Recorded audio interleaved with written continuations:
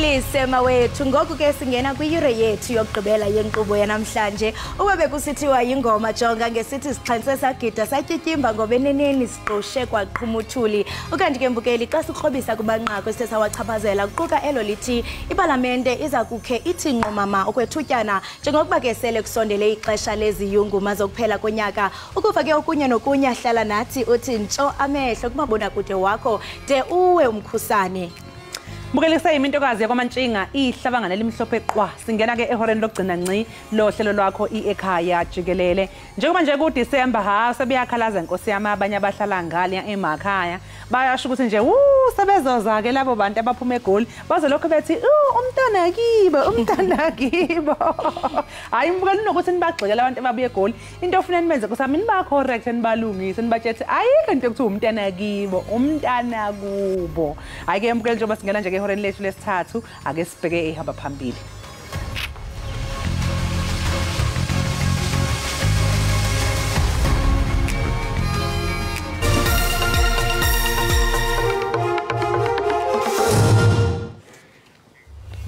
Kulindeleke ukuthi inkantolo yomthethosisekelo yethule isinqumo malungana nesichibiyelo somthetho olawula ukusingathwa kokhetho khona namhlanje.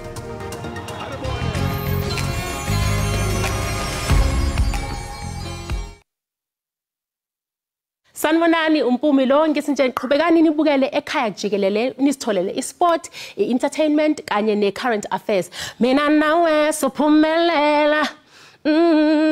Noma ngabe sebemelene nathi. Thando lwethu lomelele. Noma kungaphelo kwalomhlaba. Ekhaya Jikelele. Mwah.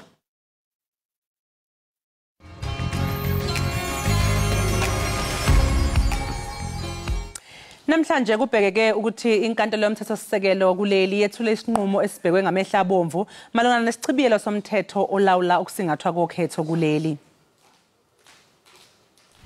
Lokhu kuzemva ukuthi inhlangano iBuild One SA kanye nenhlangano yengamele abazongenela ukhetho ngokuyimela banikele enkantolo eqaleni konyaka. Lezi inhlangano zikhala ngokuthi lo mthetho wokusingatha ukhetho ucindezela abayimele ukungenela lolu khetho ngokuzimela ukuze phela bameleleke esishamthetho sikazwelonke uma ziqhathaniswa namaqembu ezombusazwe. Kulindeleke ukuthi lesi sinqumo sibe nomthelelo onqalo okhethweni longonyaka ozayo.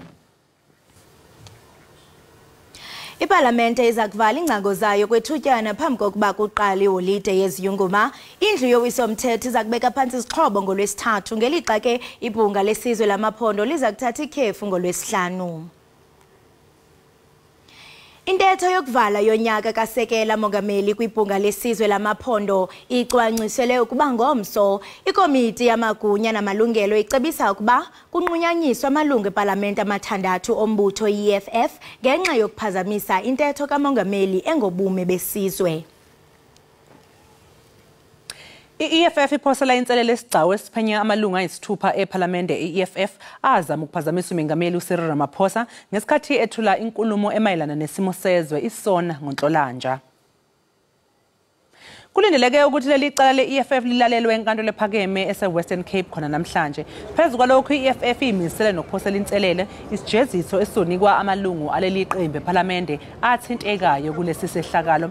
Phakathi kwezinye zezijeziso kulindeleke ukuthi amalungu abandakanyekayo amiswe njengamalungu eParlamente inyanga yonke ngoNhlolanja wangonyaka ozayo futhi angakhokhelwa. Inani elikhulayo lohlaselo oluquka ukukhuthuzwa kwabantu kwintaba yetafile kunye nendawo eziyingqongileyo lonyuse inkxalabo kwimibutho eyahlukeneyo. Njengoko ixesha labakhenkethi liqala eKapa, amawakawaka abatyeleli kulindeleke baxhaphake kule ndawo. Ikhwelo eliphuma kwimibutho efana no-Friends of Table Mountain ibongeze ukuba kungenelwele ngokungxamisekileyo ukuqinisekisa ukhuseleko lwabantu. Kuhlengwe izingane ezingama443 emngceleni iBait Bridge okungumngcele ohlukanisa izwe leseningizimu Afrika kanjalo neZimbabwe. Lesi sigameko senzeke izwe lebusuku kanti lezi ingane okukholakala ukuthi ziyashushumbiswa beyisemabhasini amabili abelibangise kuleli. Umkhankaso obuholwa umnyango wamaphoyisa ubambisene nowezasekhaya kanjalo neziphathimandla ezilawula ukusebenza kwemingcele. Kubikwa ukuthi izingane bezihamba ngazodwana kanti zibe sezibuyiselwa eZimbabwe. Ukhomishana wokuphathwa kwemingcele ukholwa ukuthi bezishushumbiswa. They were able to stop and search about 42 buses trying to enter the Republic, and out of that we found 443 children under the age of 8 that were in those buses without any parent or any guardian. Kusenjalo abezokuphathwa kwemingcele bavivela isikhathi samaholiday asehlobo. So in this period of 2023-2024, we anticipate a full recovery to the pre-COVID average number of about 6 million people who are supposed to be moving out of our ports in this period. Ngalesikhathi kuzokwelulwa amahora okusebenza ezindaweni ezithathwa njengezibucayi emingceleni yezwe kuphinde kujutshwe nezisebenzi ezengeziwe. We will be deploying additional 380 additional personnel to the selected busiest ports of entry to assist with the delivery of services as well as the provision of technical support during this period. Uqhube wathi bakulungele ukubhekana nohlelo lokucisha konga ugesi kanti bangaphezulu kwezinkulungwane ezingama-50 abantu asebevinjelwe ukungena kuleli ngokungemthetho kusukela ngoMbasa walonyaka. Iqhotyelwe izandla indlela imviwo zematric ezibhalwe ngawo kulonyaka. Umphathisi wemfundo esiseko uNG Muchecha uthi yonke into ihambe njengoko becwangcisiwe. Lezivivinyo bezingenazo izihibe ezijwayelekile kweminye iminyaka. Kulonyaka kuputshukanga ngisho elilodwa iphepha. Impikisho ehlanganisa ukucekelwa phansi kwezikole nayo igwemekile. Uhlelo lokucisha konga ugesi nalo alizange libaphazamisa abafundi kulandela isivumelwano esenziwe yi-Eskom nomnyango wokuvikela izikole ngensuku la kubhalwa khona izifundo ezidinga ezobuchwepheshe. The exam has certainly proceeded without any major disruptions nor serious acts of dishonesty that may have compromised the integrity and credibility of the examination as a whole. Kusenjalo ungqongqoshe wemfundo esisekelo uzwakalise ukukhathazeka ngamavidiyo asabalalayo abafundi bakamatikiletsheni bephuza amanzi amponjwana emcimbini yokuqeda izivivinyo. Clear that as much as the time it really is the time for celebrating, hundreds of our children are overindulging in alcohol, binge drinking, and even finding themselves with the law. But you must understand that adulthood comes with lifelong responsibilities. Ukumakwa kuzoqala izikhungweni ezehlukene ezweni lonke kuleli sonto elizayo. Bangaphezulu kwezinkulungwane ezingama-700 abafundi ababhalile ezikhungweni ezingaphezulu kwama-600 ezweni lonke. Umengameli waseFrance Emmanuel Macron uthi amazwe asethuthukile ayimisela ukweseka asathuthuka ngezinsiza ezolungisa ingqinamba zomthelela ukuguquguquka kwesimo sezulu. uMacron uthi iNingizimu Afrika iyisibonelo samazwe asetholelo lusizo.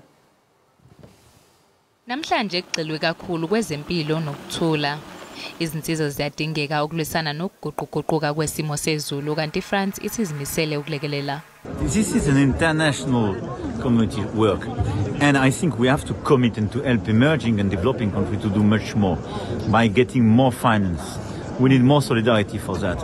And this is exactly what you signed in South Africa with the JETP initiative. I put $1 billion on your transition, precisely for this reason. Umkhakha wezamabhizinisi ezwenikazi Afrika nawo uthi umungomumo ukufaka isandla. Africa bears the brunt of climate crisis, and Africa should be at the table, and that's why COP28 is very good. That Africans are here, we should be part of the solution because we're suffering. We suffer a lot more than we contribute.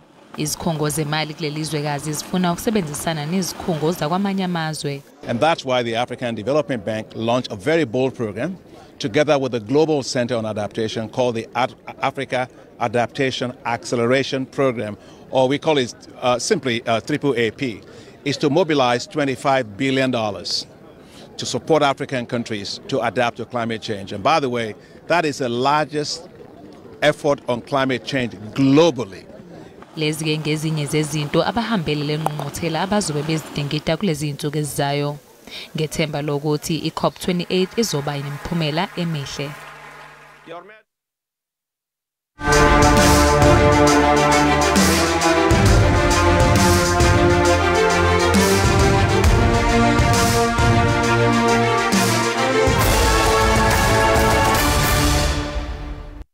Siziqwela siziqonqotha ngolohlobo ke mbukeli beziphala phambili kule yure. Kodwa ke ngaphambi kokuba uphume uye naphi na qiniseka into yokubana uxhobisekile ngokuqhubekayo kwisimo sezulu. Rhabula ungafinci.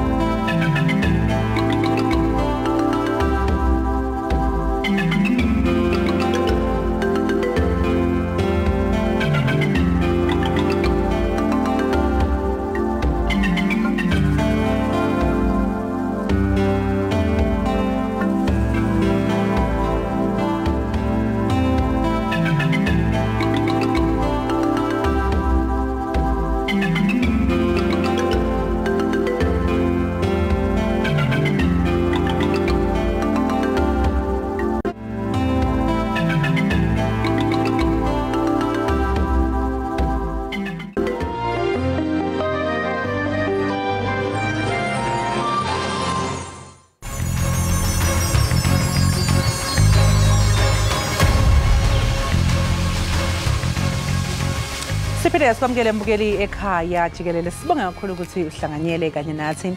Isikhondla somsakazo uKhozi FM kulindeleke ukuthi senze inguquko kubasakazi ngosuku olwandulela uncibijane mhla zingama-31 kuZibandlela.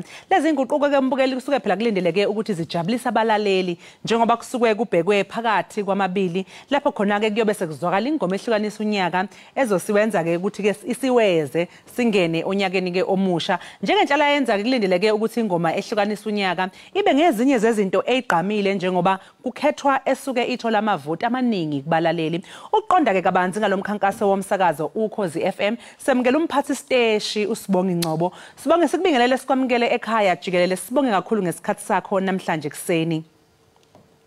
Ngibingelela kakhulu ngibingelela na kumbukeli Ekhaya. Ingoma ehlukanisa unyaka ke umkhankaso waminyaka yonke lapho khona phela izakhamuzi zaseNingizimu Afrika zithi mbo emsakazweni uKhozi FM ngosuku olwandulela uncibijane ukuze phela bezwe ingoma ezonqamula unyaka. Sicela nje ukuthi usitshele kafushane ngemigudu elandelwayo uma ngabe kuhlanganiswa uhlu lwezingoma ezizovotelwa ke kuze kuphume ezohlukanisa unyaka. I-campaign yethu yengoma ehlukanisa unyaka siqale ngomhla ka-27 November. La esicele khona umlaleli ukuthi asithumele i-SMS la ekhetha umuntu umculi afuna ukumbona kwi-top 10 yengoma ehlukanisa unyaka. Lokho sikwenze from umhla ka-27 sabala ngomhla ka-30. Ngomhla 1 December ila simemezele khona i-top 10 le bisi-auditiwe sa-check ukuthi obani abathola amavoti amaningi ila sikwaze khona uqoqa ukuthi okay nazi ingoma eziyishumi ezoba abantu abazozivotela. Manje umlaleli ubhizi uyavota ufuna ukukhetha le ngoma le ezohlukanisa unyaka. So sike sithole kanjalo ingoma ezingena ku-top 10 umlaleli oyikhethayo thina sithi nje abasho la ingoma kade beyidansela unyaka wonke la kade be-enjoya kube yiyona le ngena ku-top 10. Ngomhla ka-31 December ila sobe sine-special broadcast ezoqala ngo-9 ebusuku ikuze kushaye ihora la ngo-12 la sobe sihlonisa unyaka la soqala khona ku-number 10 amavoti omlaleli esebaliwe so 10 siyohlukanisa unyaka ngengoma lezo behamba phambili. Kulonyaka ke Sibonga yini mhlawumbe entsha noma nje ehlukile ke abalaleli abangayilindela sengisho nje ngendlela mhlawumbe enihlele ngakhona lomkhankaso wengoma ehlukanisa unyaka yini ehlukile engalindelwa ke umlaleli? Into ehlukile kulonyaka ukuthi ingoma ezohamba phambili lelo ciko leli uzothola 100,000 rand umlaleli ovote kakhulu kunawo bonke umlaleli uzothola 50,000 rand yena mase kuba khona namanye ama prizes esophisana ngawo kodwa into eshintsha kakhulu kulonyaka ukuthi iciko lihamba phambili elizobe lihlukanisa unyaka lizothola 100,000 from a stage aphinde kanjalo futhi nomlaleli ovote kakhulu naye khona azokuhlomula yes uthola 50,000 umlaleli ovote kakhulu nawo wonke umuntu so nayo khona kutholayo so sesithi nje abantu abavoti impela khona one bezothola leculo abalithandayo kakhulu two ngoba sethubeni ukuthi uwine imali from stage njengoba ngisho u50,000 walo vote kakhulu nawo wonke umuntu kodwa zikhona ezinye akhona amanye ama prizes lokusiwakhipha kodwa yibona kuzoba isurprise umlaleli nje so lokusimsurprise ngama prizes amaningi kuze kushaye wona 31 Hey u50,000 hayi u50,000 impela ungenza into eziningi ngo50,000 abalaleli bazokujabulela ukuzwa lokho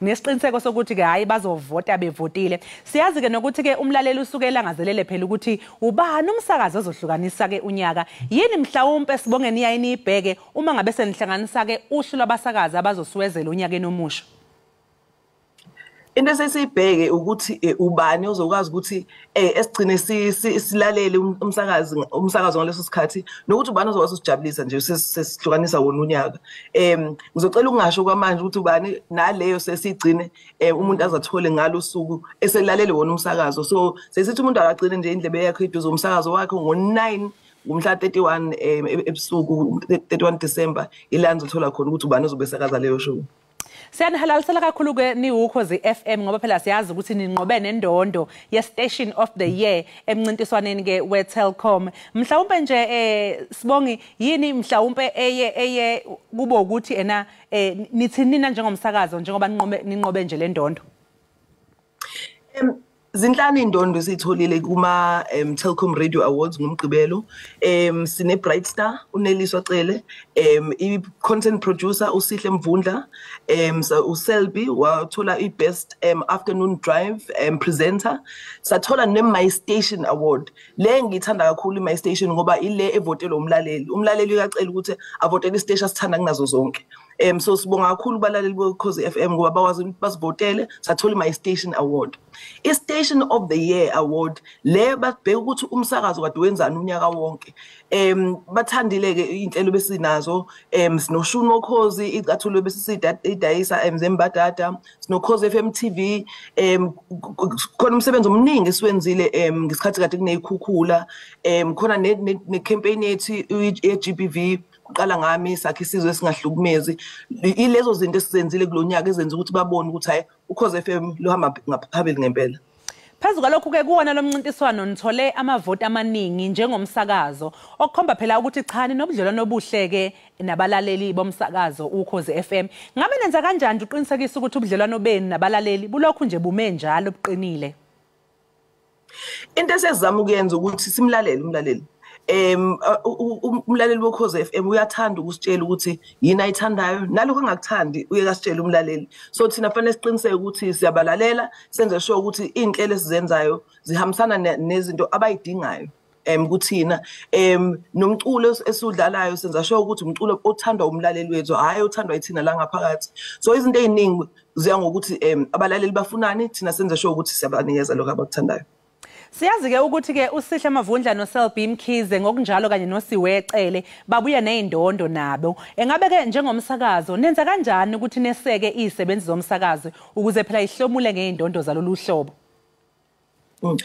kubalekile kuba bonke abasebenza la kuKhozi FM ukuthi sonke sazi ukuthi siyapi yini sifuna ukuyizuza senze sure ukuthi wonke umuntu uhamba ku direction efanayo abantu sibasupporta ngokuthi kube ne feedback siyasixoxe ngokuthi okay njengoba siwenze le show ihambe kanjani yini singayenza ukuthi kube ngcono ishow elandelayo nokuhle siyancoma sisho ukuthi hayi la nenze kahle asenze more of lokho kusebenzayo so I think into ebaleka kakhulu ifeedback ukuthi umuntu osebenza la ngaphakathi azi ukuthi wenza kahle noma la kungahambi kahle khona sikwazi ukuthi sisheshe silungise khona isiteshi soqhubeka ukuthi sihambe phambili Sibonga kakhulu sibonga ngesikhathi sakho namhlanje ekseni sikufisele nje nosuku oluhle Ngiyabonga kakhulu nami. Hayi kusho ukuthi siyobonana impela mazithi nje 31 December hayi indlebe zethu sonke sobe sesilalile ukhozi FM sifuna ukuza ukuthi engabe yipi edle umhlanganiso ngibonile lapha yani ukuthi hayi zibophene ngimbonile ukhuzani ngambona ke napha negcoka amelisha ngasho ngathi we amabhinqa hayi azobe dayisa ama taxi impela ukuze ezovota sibonga kakhulu ke ngesikhathi sakho namhlanje sisi. Ngiyabonga kakhulu. Mbukeli ke besikhuluma nomphathi siteshi womsakazo ukhozi FM Sibonga Ingcobo mayelana nomkhankaso wengoma ehlukanisa unyaka njengoba nje seliphumile phela uhlu lwengoma eziyishumi okuzokhethwa kuzoke ezoyifaka ke onyakeni omusha u2024. Ungabe ke sibuya ezitolo mbukeli sobe sikuphathele ke imbongi naye ezohaya inkondlo yayimnandi la ekhaya Jikelele ungalingeke uphuthelwa siqu ezitolo.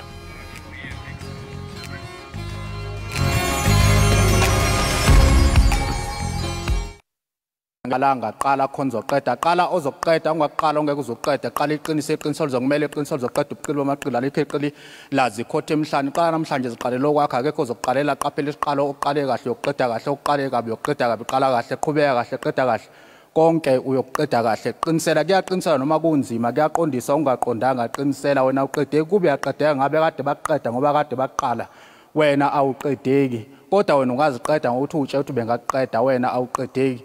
Qonda umqondo wakho wenza ukuqonda umqondo ungakwenzi ongaqonda umqondo ngoba ngeke uze kuqonde qonda umqondo wakho wenza ukuqonda umqondo konke kuzoqonda ngqo.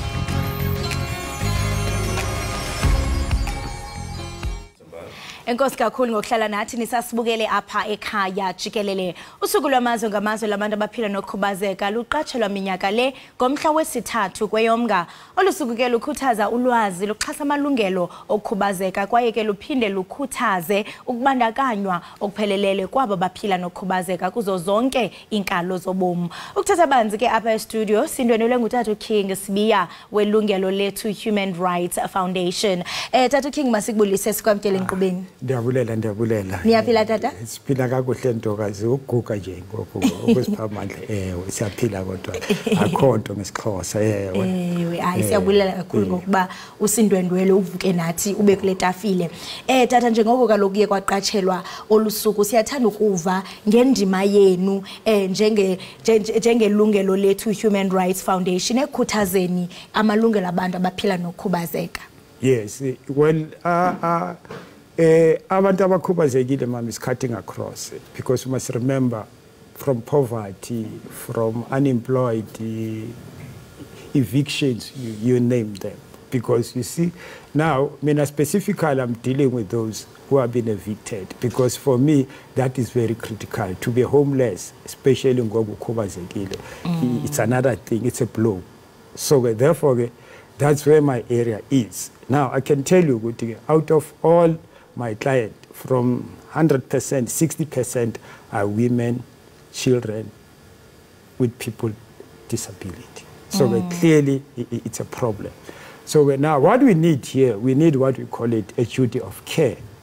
You know, looking internationally, we should have what we call it a duty of care, specifically for abantu ngokukhubazekile. Yabo ngoba abo bantu you see some of them is very difficult even to live, to cook. You understand that it's a problem. So therefore now a duty of care is very important to give after them. But in terms of progress, because as we have asked how far we are in relation to, because you remember as we have alluded to the fact that yesterday it was the 3rd, which was a International Day on person with disability. And the theme was very simple, united in action with people with disability.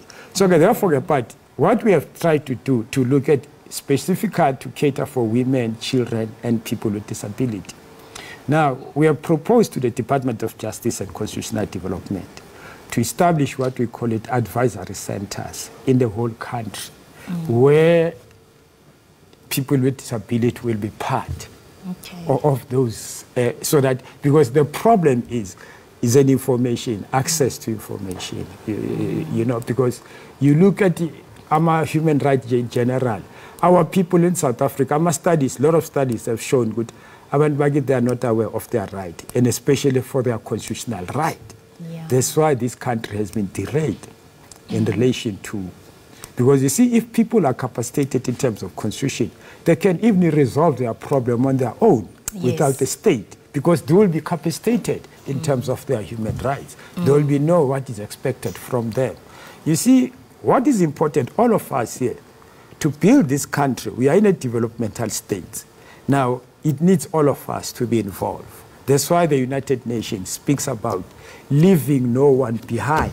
Leaving no one behind. And the theme for this year speaks exactly to that, because united in action. The big question is, are we really united in action, considering because you spoke of indaba yama evictions, because sendiyajonga nje mhlambe kweso siganeko esinjalo uzawufika usheriff ngendlela mhlambe bazawuthi ba evictwe ngayo bazawuphoselwa phandle kungabi buhlungu. I mean, are we really united in action singumzontsundu when it comes to issues zabantu abaphila nokukhubazeka? Also ndiyafuna wena Tata uchaphazele nge-success stories kuba nakubeni lento siyibona bana ibuhlungu, kodwa niqinisekile into kubana kuyo le organization yenu you have success stories that you can share. Yes, one of the there are many, but few of them, of those successes.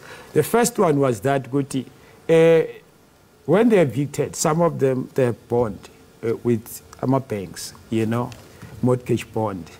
Now, end of the day, you cannot afford to defaulting. Now, you need to be evicted. Now, specifically on them, the new rules, we have made it sure that the rules have changed. Now, there is no rule that people can be evicted, including people with disability, without be given an opportunity, even to sell the property on your own without the consent of the bank. So, the situation has changed. That's one of the achievements that we have done. Because if you change the rules, because that's why now, because you need to look at what are the laws in relation to people with disabilities. That's a key area that we need, because we need to enforce those laws, once they've been implemented.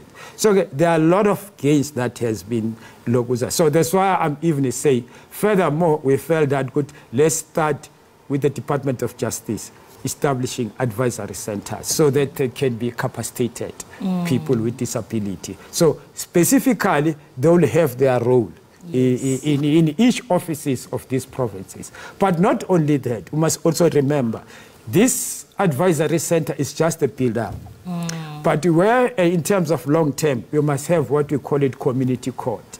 Yes. You see, we have a right as a society to have a community court established as a statutory body, from the community's perspective. In other words, means all the statement must start from the community before going to the police station. Yeah. Because we have this problem, the evidence is not enough. There is no substantial evidence. So we need to address that. You see. So once the community become involved in matters of justice, because the critical point here, people are not involved in matters of justice. That's why you see, the theme or the approach should be leave no one behind. So leave no one behind. Correct. And so that everybody become involved. You see, because once we are involved, we are going to own the process. Yes. Because of involving the community. Correct. And you share some of the proposals that you have had to several different departments. And as they are a greater step to where you want to head as an organization. In terms of involve uluntu and community and also urhulumente,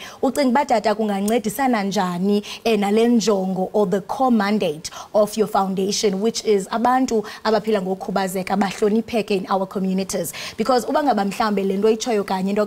if there's someone who's going to be left behind, community,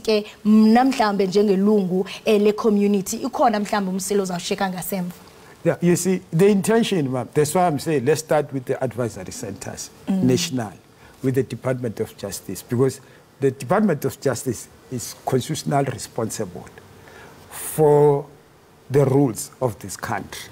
You see, so therefore it's a key department.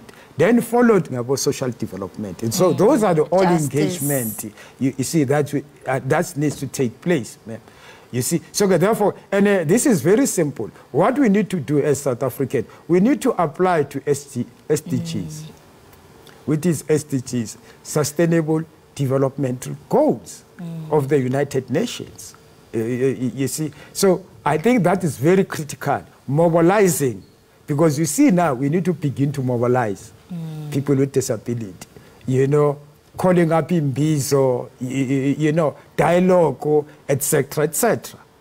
You see, so those are campaigns that can make maybe different in the country, because this is a serious matter. It is indeed a serious matter. And you see, on the ground, if you can see, you see, ma'am, you never see a person. You know, talking about eviction is something else, ma'am. Kala, ikaliswa go eviction. Lo muntu uhleli phaka kuleandle for more than 18 years. Usale 2 years then finish the bond. Some of the property have been sold for 10 rands as abantu with disability, because people are taking advantage of their situation. So that's why I'm talking about the duty of care. It's important that with all of us, if we can apply a duty of care towards to people with disability. Speaking about a duty of care, enye yezinto tata eqaphelayo kukuba abantu abaphila nokhubazeka baye bashiyeke nangasemva when it comes to izinto ze-employment. Siyabona there is progress there and there, but usemninzi umsantsa esingathi uyashota ekubeni kubandakanya abantu abakhubazekileyo.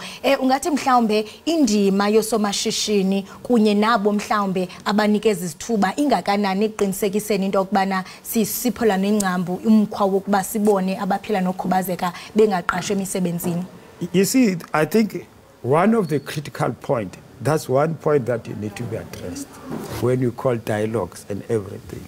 You know, somebody was just saying to me last time, he qualified for the job, but because he's a person with disability, so he loses the job. What's said is there. So clearly we have a problem. So now, until our government and also ourselves stand up, you see, people with disabilities organize and have what we call it governed structures that is going to deal with issues of people with disability. Not only South African, yes, as a dialogue. Not only South African, but also continental and international. To share, because sometimes it's helped to have a partnership with others, because you can share information. Yes. So because sharing information, networking is also capacitating you a lot. Yes, sharing information and networking.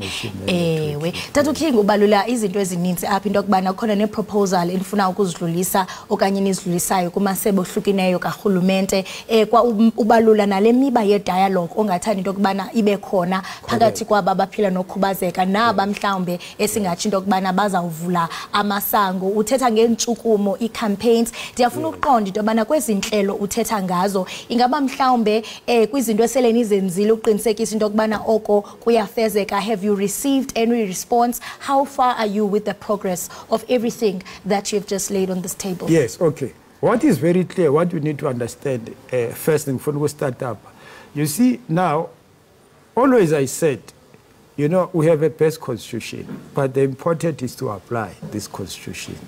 What is your approach? What do you call it, technical approach? That's very critical. Because you see, what I like, this constitution speaks about, gives powers and function to each and every individual. You see. And then secondly, we have laws that are called, it's not this law, it's access to information. So meaning, no one can deny me information in terms of the law. That's the first premises that we need to argue on. Because you see, most of the time, we are getting an opinion about it rather than the law, what the law says. Because the argument should be, what is the law say? So therefore, it is important that we be involved in those premises. But to answer your question clearly, is there to go to now. The process as go now, the department itself has accepted no, now let's partner with you based on issues that we have raised with the department. Because I was telling the department, we have constitutional obligation to do 1, 2, 3, in particular to give duty of care to people that are people with disability. So now the process has started. Now we are waiting for the DG to make final decision on that, and then we can start. So let me say to you, maybe our intention is that next year on March 21, because you must remember, March 21 is a human rights day. Yes. So we are intended to launch a one advisory center if the Department of Justice has speed up processes. But if then the processes has been speed up, so we'll be launching that. So there are two venues that we are intended to launch. Okay, partner human rights. Yes, part of the human rights. The first one is Sharpeville, where the constitution of the country was signed. Yeah. You see, by the former late President Nelson Mandela. You see, the second one is here in Soweto. There's a place called Nikro, because they've started this program of rehabilitating offenders, and also they talk about street law, because that's what we are going to promote. The long term, we are going to have what you call it street law. Not only short term but also long term. You see, let me tell you also this issue of community court. In the community court, once we've submitted our documents and everything to the judiciary now, because now it will be at the NPA, National Prison Authority, and the judiciary itself, because in terms of Section 174 of the Constitution, Section 1, talks about the appointment of appointing judicial officers, because that's one critical point where people with disability, they need to be involved in matters of judges, because they can be able to influence laws pertaining to people with disability. Inhle kakhulu into okubana nibandakanya umthetho into ezawunikeza kaloku ne-constitutional obligation xa nifika kula masebe nithethe ngelogunya lomthetho. Inhle kakhulu umsebenzi owenzayo, ndiyathemba tata into okubana ne-proposal enizenzile zizaba yimpumelelo. Inkosi kakhulu ngokwabelana nathi apha ekhaya Jikelele. Right, mbukeli we-Ekhaya Jikelele lo ke besithetha naye ibingutata uKing Sibiya nobethetha nathi ke namalunga nosuku lokuqatshelwa kwabo baphila nokukhubazeka kunye namaphulo neenzame ke ezithe zenziwa ukulwa imicelimngeni abajongene nayo. Masithi qhwike mbukele evenkileni, kodwa ke xa sibuya simphothele imbongi, ungaphoswa.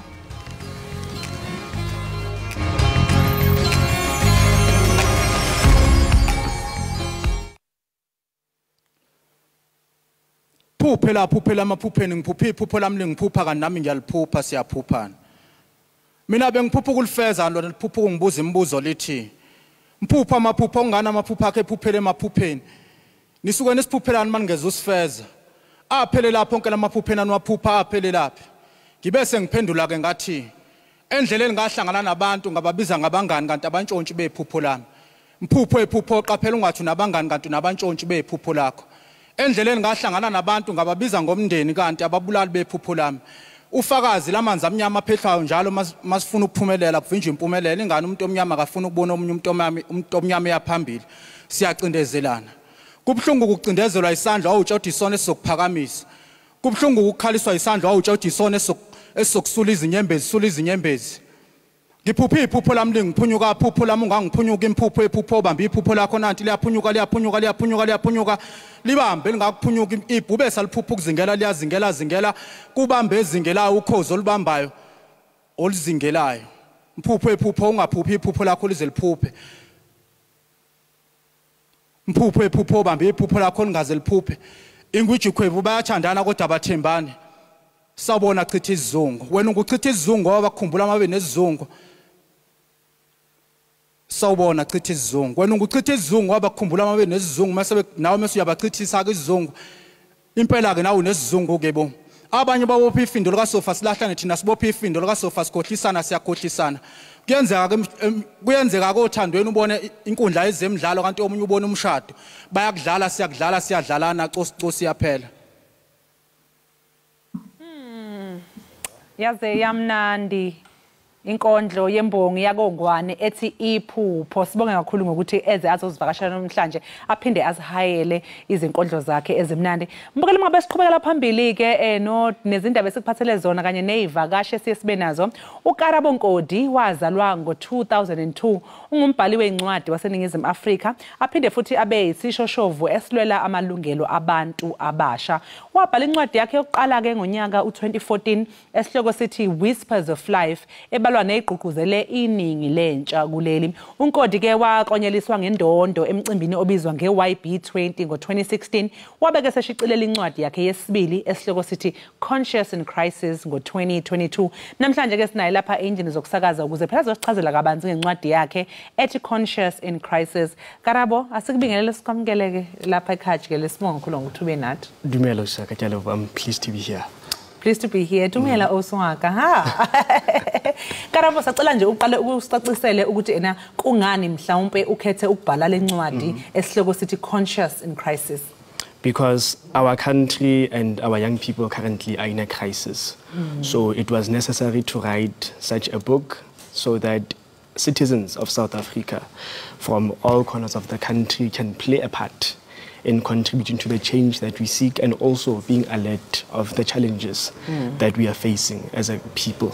Karabo, njengoba ukhuluma na ukuthi ena the youth in crisis, mhlawumbe awukosanabele kabanzi ngokuthi iziphi lezi ingqinamba intsha ebhekene nazo.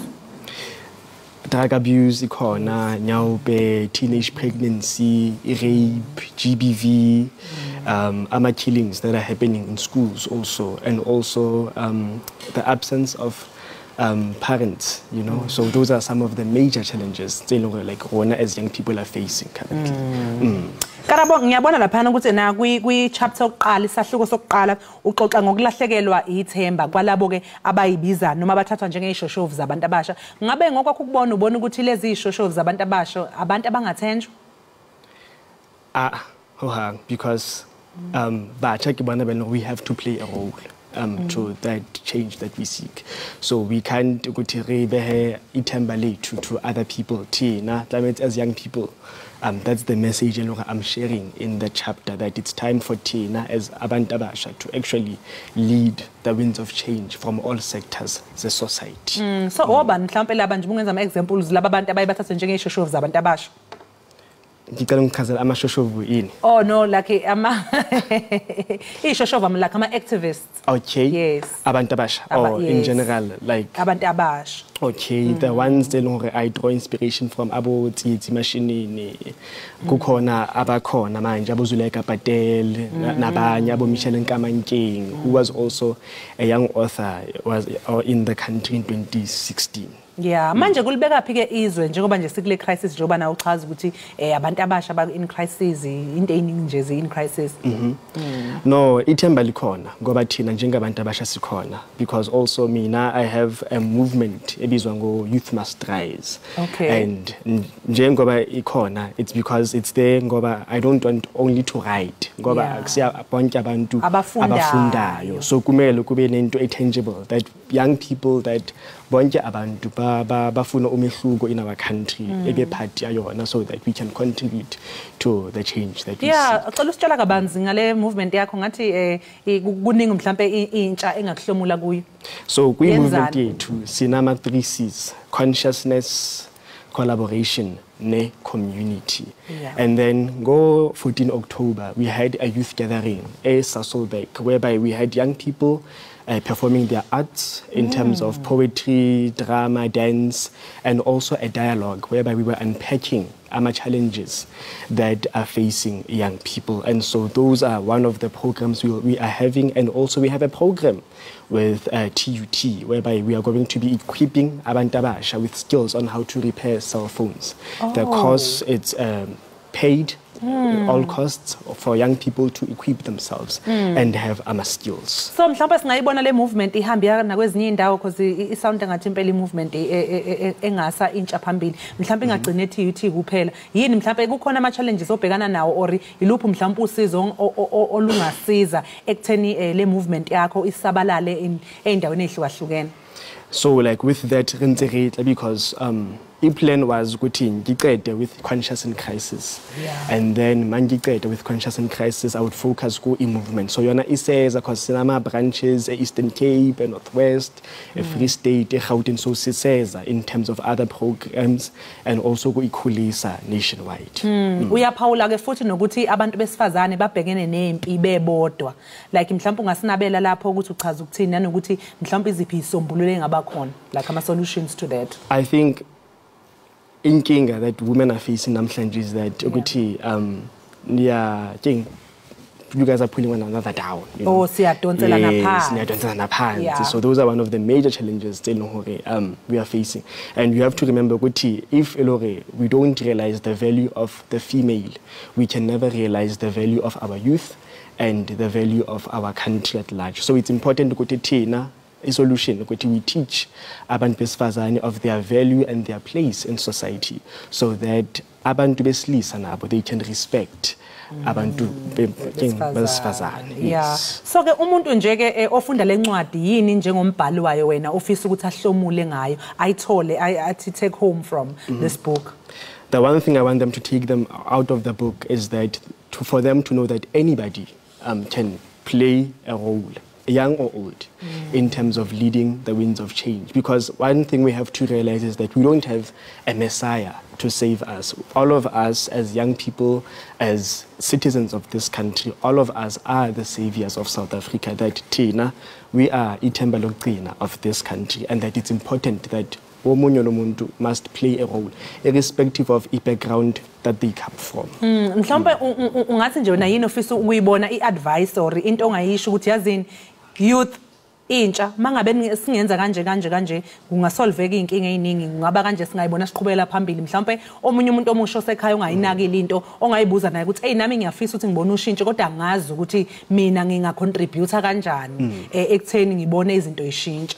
So into yokuqala is that Bacha must realize that the power of unity ukuthi sibambane. That's the first thing to understand ukuthi sinamandla in that sense, because we have many challenges unlike our previous generations.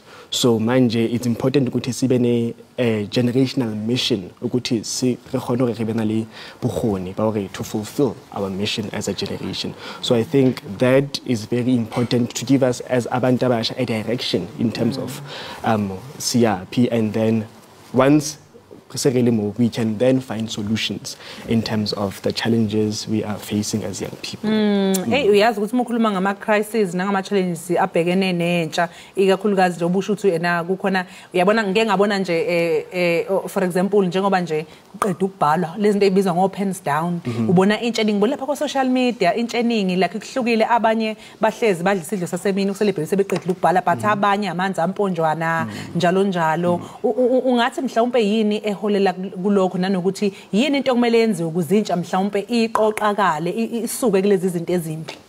I think kubalulekile for abantu abasha to realize ukuthi it's not only 16 June okanye June when you are a young person, because kune tendency in our country ukuthi there's a focus on abantu abasha in terms of wonke lama challenges that you mentioned only during June, and then after that there's nothing. So we have to have programs, that focus on young people even beyond June or 16 June, and then young people babanale accountability in terms of indlela leyo basiphatha ngayo, because the way they act will affect our tomorrow. Sesiphatha nje Karabo mhlawumbe umbukelo ungathola phi incwadi? Tholakala on by me currently. Okay, so sizokuchecka ku social media. It's in the process ukuthi sifake kuma bookstores. Okay, so nje ba check lapha ku social media, and then bazobona ukuthi bangathola kanjani from wena. Sibonga kakhulu ukuthi uzosivakashela ke la Ekhaya Jikelele. Sibonga kakhulu nomsebenzi wakho omuhle uqhubekele phambili. Makhona sula. Sendila lapha ngisweze ngazi ukuthi isikhathi igwitsho liyaphela. Siqola siqonqotha ngalohlobo. Sibambe ngazibini kwembukeli ngokuba ube nathi kule Eurest esayiqonqotha. Sibashiya naye beka lokho imbongi uThomas. Yes, imbongi yalapha kongwane izobe ishaya isihayela inkondla yemnandi ukuvala uhlelo. Sibonge kakhulu babukeli nisale kahle. Ngizubhlungu nomunye ngokwenzekile enhliziyo yami phola inhliziyo yami okwenzekile kufana nobekudaliwe phola inhliziyo yami inhliziyo yami ilinda ukuphola kuqala ungajaha ukudlulela phambili ngoba naphambili kunezibazi zokulimala kwaphambili ilinda ukuphola kuqala mase uyadlulela phambili bachitha igazi baze bachitha igazi longenaqala impela ukuchitha igazi sekusegazini babhukude egazini lachitheka igazi lachitha igazi uma befuna ukuchitha bachitha igazi uma befuna ukuphumelela impela ukuchitha igazi sekusegazini bachitha igazi uma befuna ukuphumelela impela ukuchitha igazi sekusegazini bachitha igazi uma bevimba baphumelela impela ukuchitha igazi sekusegazini mchithwe igazi engabe uzuzana ngoba nokhayina akazuzanga ngokubulala umfowabo bachitha igazi baze bachitha igazi legazi labo impela ukuchitha igazi sekusegazini bachitha igazi baze bachitha igazi elingenaqala impela ukuchitha igazi sekusegazini mchithwe igazi engabe uyothola ngoba nokhayina akazuzanga ngokubulala umfowabo mchithwe igazi lungisa indlela yakho ngoba nanti nelanga liyashona ngena indawo isekhona wajabula uSathane ebona iqembu lakhe liwina wakhathazeka umveli nqange ebona izingane zakhe sezimlahlile nimlahlelana ngokuphila kweni ngoba uyoniphilisana phakade niyohlala ebubini kuze kube nini na